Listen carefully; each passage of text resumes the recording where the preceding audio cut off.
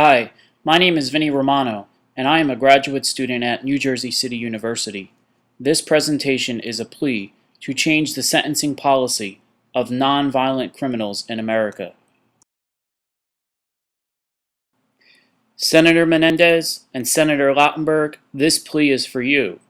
Anyone that has been following politics recently knows that the hot topics are primarily the economy, education reform, national security, and the future of social aid programs like Social Security and Medicaid. But very little attention is given to a huge issue in America, an issue that has a residual effect on many other important areas. That issue is the sentencing of nonviolent criminals in America. Changing the sentencing policy of nonviolent offenders would free up a lot of money that can be used to fund other issues in great need of support and also have a positive effect on the futures of these nonviolent criminals. Let's take a look at some national figures on this issue. In the United States, there are 2.2 million people in prisons or jails. This represents a 500% increase over the past 30 years, while the United States population only grew by 36% over the same time period. 1 out of 18 American males is either in prison, on parole, or on probation. To return to the incarceration levels of 1970, 4 out of every 5 Americans behind bars today would have to be released. Here are some additional national figures. 743 out of every 100,000 Americans are in prison, the most of any nation. Despite a decrease of crime since the early 1990s, the rate of imprisonment is up 50%. From 1985 to 2010, national spending on corrections in the United States increased from $6.7 billion to $51.1 billion, an increase of 663%.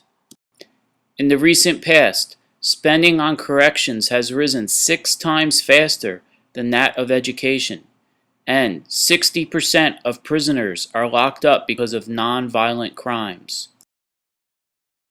Here are some figures from our state. In New Jersey, there are almost 24,000 prisoners versus 5,500 in 1980. This represents a 300% increase over the past 30 years, while the New Jersey population only grew by 19% over the same time period. And 46% of New Jersey prisoners are locked up for nonviolent crimes. Why is this important? Because incarcerating people is expensive. Not only is there a cost associated with prosecuting and locking criminals up, but the increased prison population means that new prisons need to be built.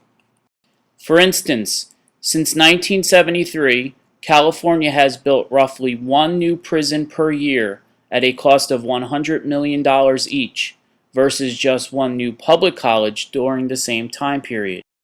$68 billion is spent on the entire U.S. prison system. This includes federal, state, and local facilities. Releasing half of the nonviolent prisoners in the United States would free up $17 billion per year. This money could be used for other programs in need of funding. Studies show that locking people up hardens them.